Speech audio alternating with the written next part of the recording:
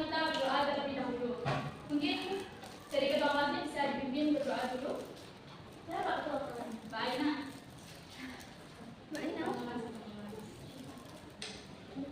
Mari kita buka pembelajaran pada pagi hari ini dengan berdoa bersama-sama. Berdoa mulai. Bismillahirrahmanirrahim. Raditu billahi rabba wa bil Islam madinah wa bi Muhammadin nabiyya wa rasulah. Rabbi zidni ilma warzuqni fahma. Amin ya rabbal alamin. Kayaknya masih ngantuk semua ini. Iya. Jadi guru apa dulu ya? Ini dulu. Inaya, hadirah. Azmi, hadirah. Ica, gerak. Novi, hadirah. Revi, hadirah. Aina, hadirah. Mina, hadirah. Farah. Alhamdulillah ada semua pada pagi hari ini. Kalian masih ingat gak sih kemarin itu harus mempelajari tentang apa? Tidak. Sebelum masuk ke wali songo, kan kemarin kita barusan baca tentang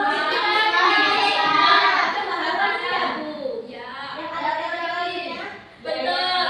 Teori masuknya Islam dan Nusantara. Nah, nanti materi ini, materi wali songo akan ada hubungannya sama masuknya Islam di Nusantara.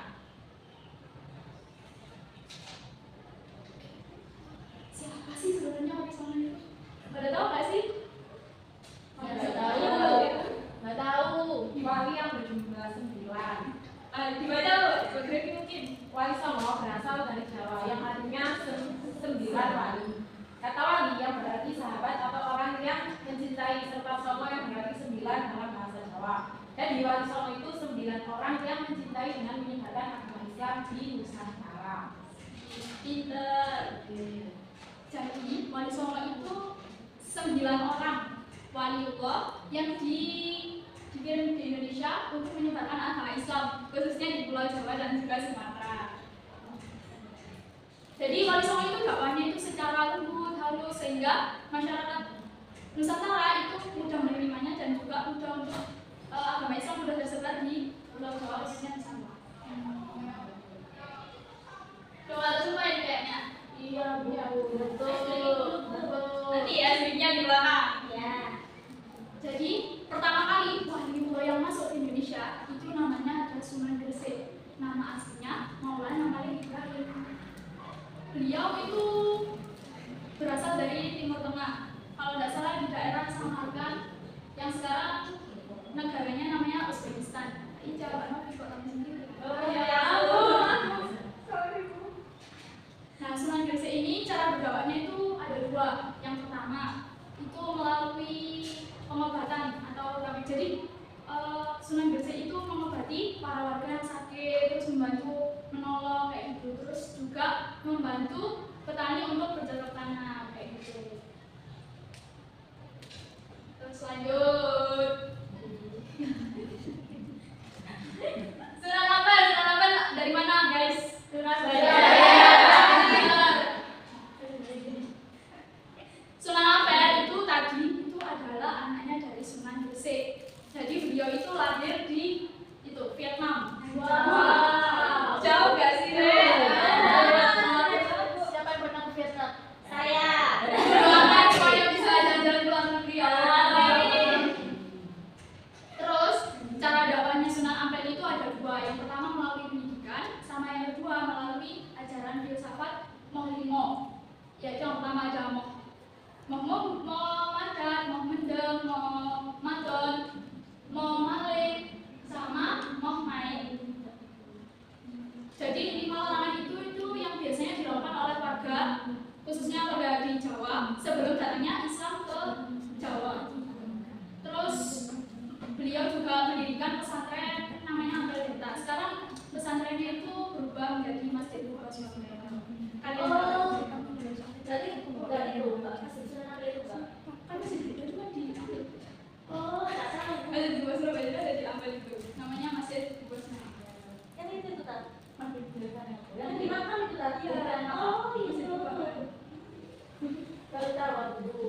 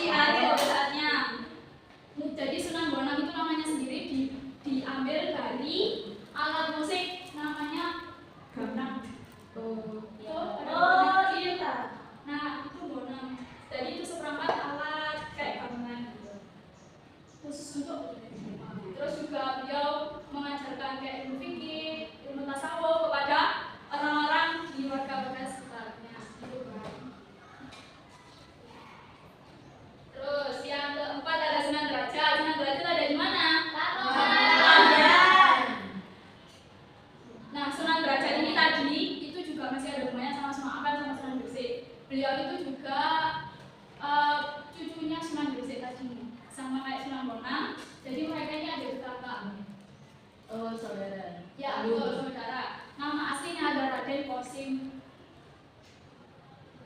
Nah, cara berdakwahnya beliau ini melalui menolong, sama kayak kakeknya, itu menolong warga-warga sekitar yang membutuhkan pertolongan. Yang terkenal dengan Wenenono Pitulungan Marang Wong Kang Karunanan. Jadi memberi pertolongan kepada orang yang membutuhkan atau kesusahan. Terus juga ada sedikit seninya tapi tidak terlalu bagus. Lanjut, Sunan Giri. Sunan Giri itu ada di daerah Gresik. Namanya Raden Muhammad Ainul Yakin atau disebut Raden Mabu. Jadi beliau ini tuh bukan keturunan Arab pada dasarnya. Jadi beliau itu malah keturunan Jawa yang menyebarkan agama Islam di Indonesia. Jadi anaknya Raja Blambangan. Blambangan itu ada di daerah Banyuwangi.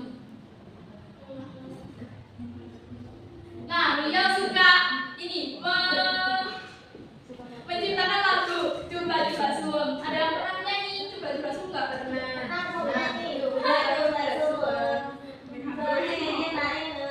Itu pokoknya lupa apa.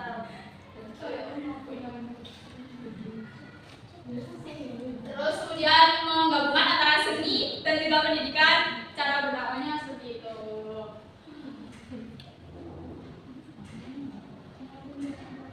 Nah, ini Sunan Kalijogo. Sunan Kalijogo. Jadi namanya kenapa dinamakan Sunan Kalijogo? Dulu sebelum beliau diberi hidayah Allah Subhanahu wa taala untuk menyebarkan agama Islam, beliau itu suka mencuri. Jadi beliau itu anaknya adipati, semacam bupati gitu. Jadi beliau itu suka mencuri. Tapi mencurinya itu diberikan kepada fakir miskin. Terus kemudian, Izin bertanya. Berarti dia itu dosa atau enggak? kan beliau sudah bertaubat. Sebelum bertobat. Ya dosa. Oh iya. Terus kemudian setelah sering melakukan itu, pernah sekali waktu itu kedapatan mencuri hartanya Syekh Sunan Bonang. Terus kemudian sama Sunan Bonang diberi kayak amanah, suruh menjaga tongkat Sunan Bonang di tepi sungai. Sungai di daerah Tuban. Kan beliau juga lahirnya di Tuban. Terus kemudian setelah menjaga itu, jadi beliau itu bertapa, benar-benar sing khusyuk sampai memutar. Kalau pernah lihat beliau sampai memutar. Terus iya, sampai padam sama 3 tahun. Nah, di saat itu sebenarnya Sunan Bonang itu kayak lupa kalau beliau mau mengangkat murid.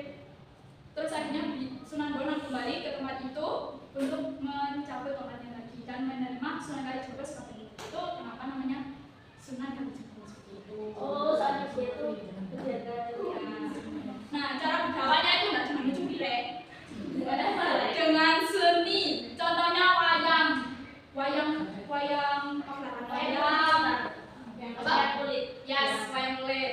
Jadi beliau itu memasukkan nilai-nilai Islam di dalam cerita wayang kulit tadi. Terus juga ada tembang yang terkenal itu Gundul Bacul sama Lilin. Dan beliau itu kan berdakwahnya di daerah Jawa Tengah situ. Jadi beliau dimakamkan di Demak.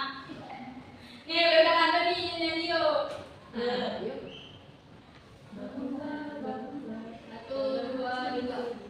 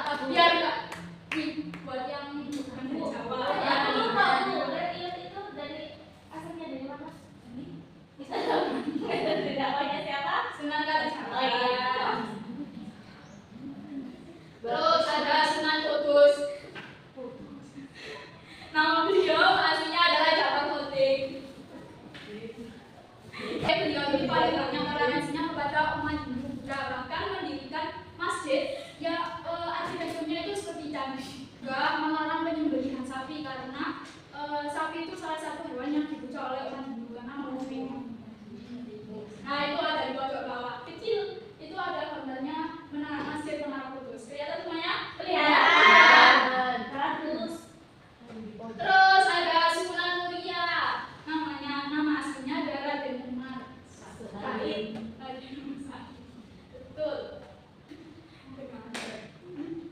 Itu dari Sunan Kalijogo, serta itu dari Sunan Ampel.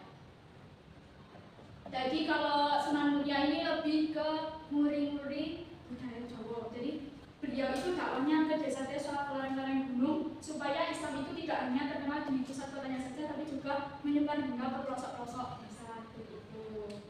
Jadi cara dakwah beliau pun itu menggunakan hikmah atau tasawuf, jadi nggak usah repot-repot untuk menyakiti hati orang lain. Nah terakhir nih, nggak ada banyak materi buat pesantren. Ini ada wali lagi, ada Sunan Gunung Jati yang nama aslinya ada Syarif Hidayatullah. Beliau lahir di Aceh dan menyebarkan Islam di daerah Cirebon. Jadi beliau itu dakwahnya melalui politik hingga pemerintahan politik itu sampai putranya itu mendirikan sebuah kesultanan namanya Sultan Banten.